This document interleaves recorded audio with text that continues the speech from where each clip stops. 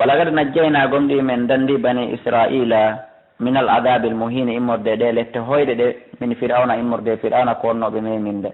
innahu no fir'auna kana o laatake ariyan ko townitiɗo min al musrifina ko jeeyaɗo e feƴƴintinɓe bone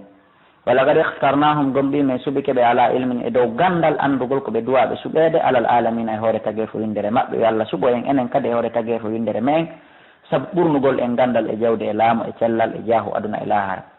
wa ma ataynahum min addanalɓe min al ayati immorde e mandeji ma fihi wa ataynahum afwan wa ataynahum min addaniɓe min al ayati immorde e mandeji ma fihi ko tatano e nder majji bala un jarrabuye mubin feeñuɗo inna haulai anduno ɓeɗo la yaquluna ɓe wolay toon kongude penale inna in hiya ɗum ɗo wonali illa mawtatunal ula sona mayde men aranere wa manaham e wonalɓe munsharina immintinteɓe mayi lanni seede on en immintintaki fatu yoɓe addiɓe aba ina babiraɓe meɗen ɓen in kuntum adde babiraɓe amen maynoɓe neeɓiɓe in kuntum so laati ko sadiqina ko gongamu Allah dal e honko kamɓe hayrun ɓuuri moƴƴude am ɗowmo tubba in ka ko yimɓe tubba ɓe oɗo wiyeteɗo tubba i oɗo kadi ko annabajo inde makko nden ko asadu bun malki kub ko ni woni no wiyete jammore makko nden ko abou karb kon waɗi so jammira tubba i ko saabu kanko heɓuno yimɓe ɗuɗuɓe gomɗinɓe mo jokki mo ɓe mana o heɓuno yimɓe buy taba Allah o jokkuɓe mo ko ɗum waɗi so wiya tubba Allah daali poro ɓe yimɓe mako kamɓe ɓuuri moƴƴude ka ko yimɓe tubba yiɓe walladina e ɓe min kablum aditiɓe ɓe ahlaknahum min halkiɓe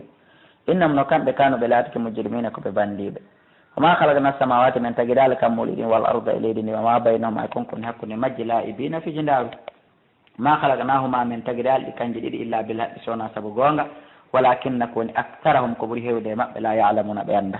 inna yawma alfasli anduno ñalande sertigu ndeni ɗatum ko nde woni waɓutu maɓɓe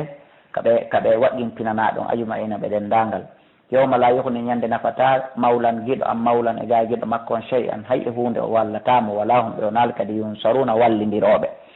illa man rahimallahu sona on mo Allah yurma innahu no Allah huwal azizu kanko ni tedduɗon arrahimu yurmeteɗon inna shajarata zaqqum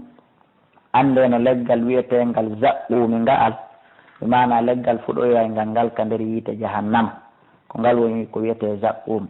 ta'amul asim ko ngal woni ñaameterundi ɓe bakkatu ɓen bomɓe bandiɓe ɓen ka aduna ngal noon si ɓe ñaami ngal ɓiɓɓe maggal on fatay ka nder deedi maɓɓe kal muhli wono nebban huncuɗan ko noon ɗum honcirta fata wula ka nder deedi maɓɓe yahli honcay fatay fil butuni ka nder deedi ka ghalyil hamimi wono ndiyam wulɗan fatirta e nder wurere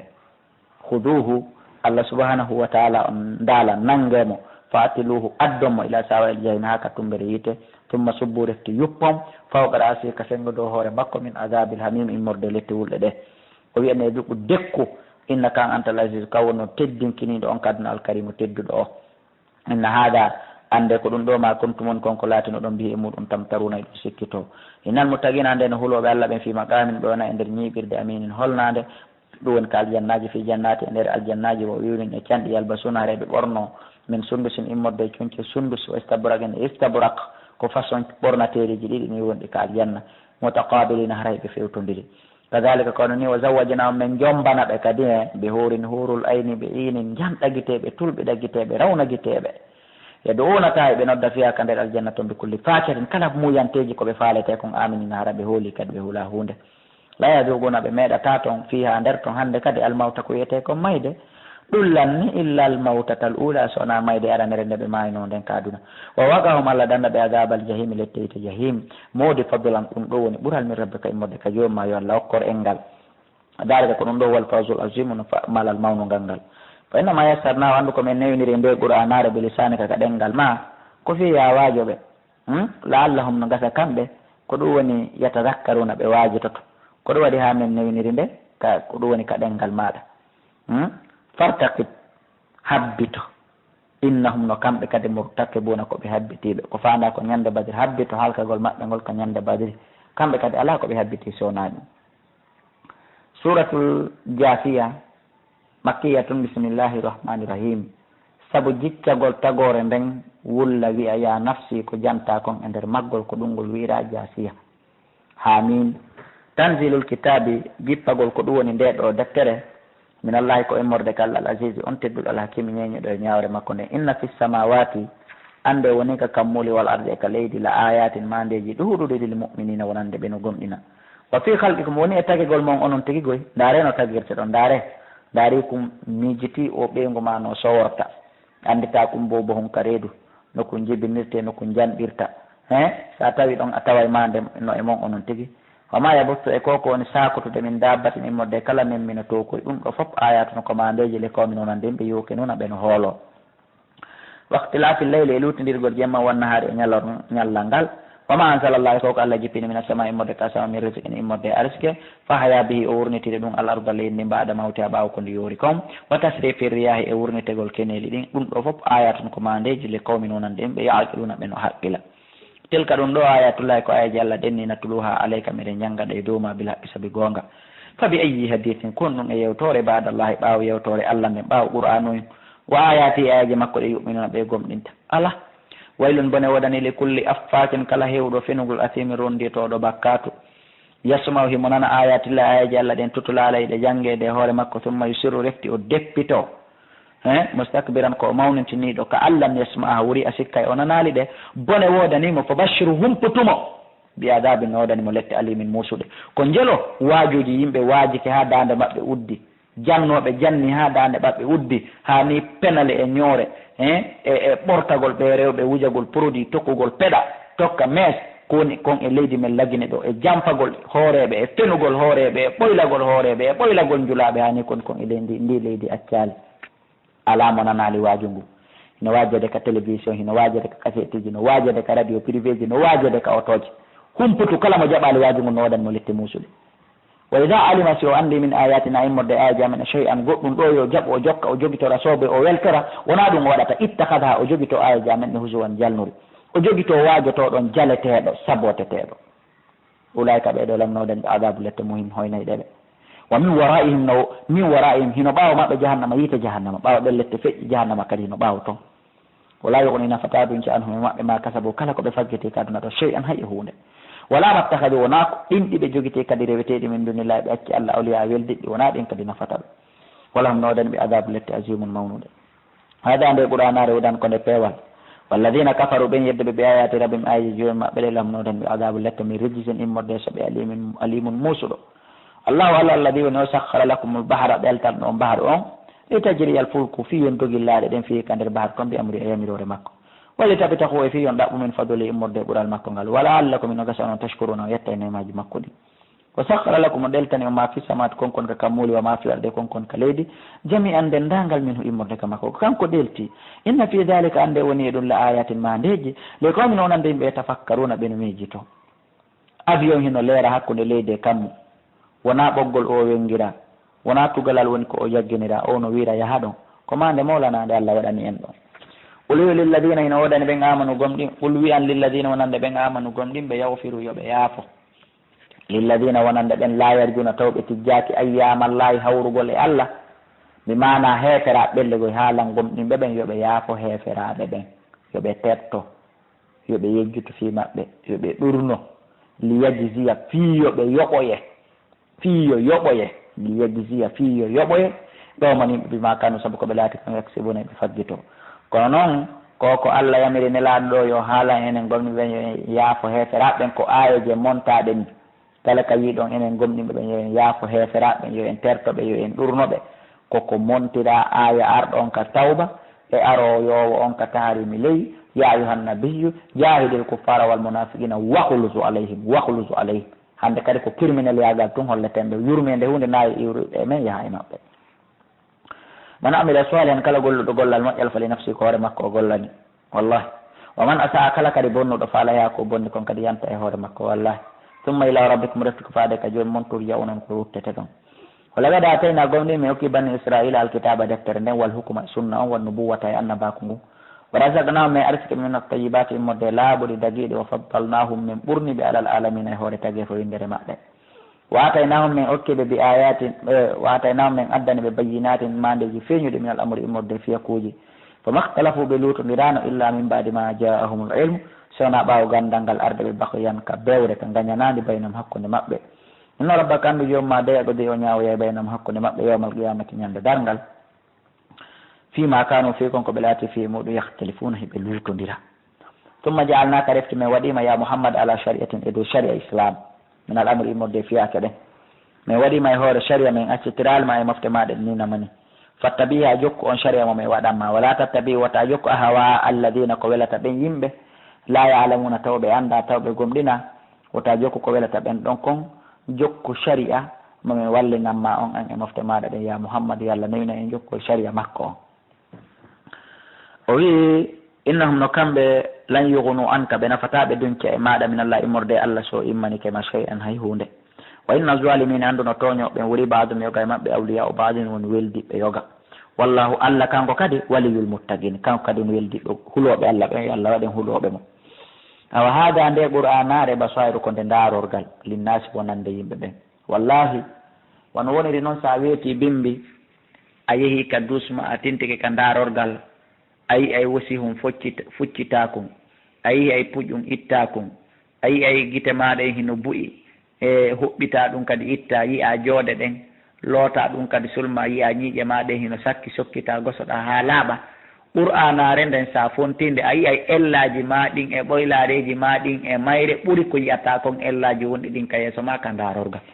kono mo ala janngude qur'an anda ɗum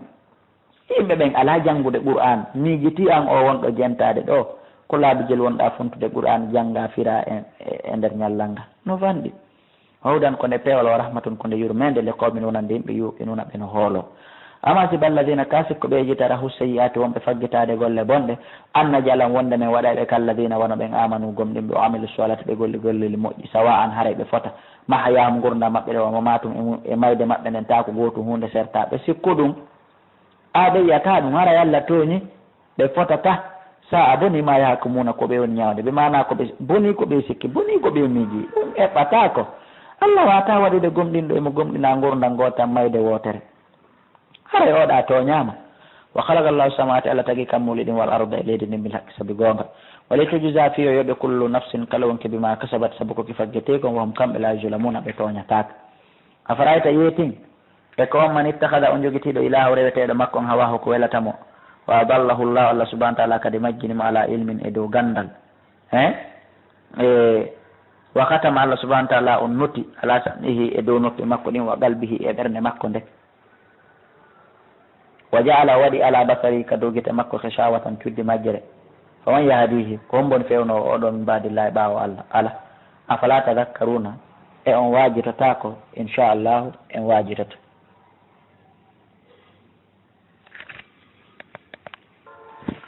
ko aba jahali woni ko fandaɗo e kala kefere yedduɗo ko aba jahali wagaalo ɓeni ma hiya ɗum ɗo wona illa yatuna duniya so wona gurdam men aduna no muutu hiɗen maya wona haya hiɗen wuura o ma yuhlikuna ala en halkude illa daare so wona juutugol jamanu ngu ko so woni jamanu ngu juuti ha on tigui maaya so woni juuti ha ɓeeɗa kadi maaya ko ɗum woni en warde na hunde wa ma lahum alanaɓe bidalika e koɓe woli ɗon ko min ilmin immorde e gandal in hum ɓe wonali illa yazunnuna so wona ɓe sikku ko sikke ɓe woni wolude o ida totola so janggama alayhim e dow maɓɓe ayatuna ayaji amen ɗen bayyinatin ɓangguinaɗe ma kana laatata ko hujjatahum hujja maɓɓe on argument maɓɓe on illa an qaalu sonande ɓe wiyatane laaɓe ɓen to awa adde ɓe aba ina babiraɓe amen ɓen in kuntum sondati ko sadiqina ko gonga mum ko argument maɓɓe on fowno o wi'u allah yuhyikum on ko wurni on yumi summa yumitukum refti o waray on summa yajma'ukum refti o moɓidiro e onon fo e babiraɓe mon e ɓiɓɓe mon ila yawmil qiyamati faade ñande dargal la rayba fi sikki wala e nden ñalande walakinna ko woni tun akthara annasi ko ɓuuri hewde yimɓe ɓen la ya'lamuna ɓe anda ɗum walillahi ko allah waɗani mulku samawati lamagol kammuli ɗin wal ardi e leydi ndin o yamata ɓumu saatu ñande dargal ngal dari yawma ɗin nden ñande yahsaru bon perde nden ñande almubtiluna bonnaynoɓe ɓen mbimana hefiraɓe ɓe perde nden ñande wa tara yay kulla ummatin kala mofte jafiyatan hara hino jiccande fandade ɗo nden e mana ko tuma yimɓe ɓen yi'o yiite jahannama ka dargal so yiite jahannama yi'i yimɓe naatayɓe ɓen e nder magge hino dari ka dargal hakke ko nge hawjani ɓe nge wubbay nge taƴa jolokoje magge on hinge jolkira jolokoje guluuje 70 jolokowal gotal kadi malaikaɓe guluuje 70 hino jogui nge wubbay nge taƴa ɗum ɗo nge fokkita argol moɗa yimɓe ɓen ka dargal allah wiya nge yo nge heƴu on say jama on fopp kawto kala hula koppi ɗi maaya ko ɗum woni ɓe jicco e hoore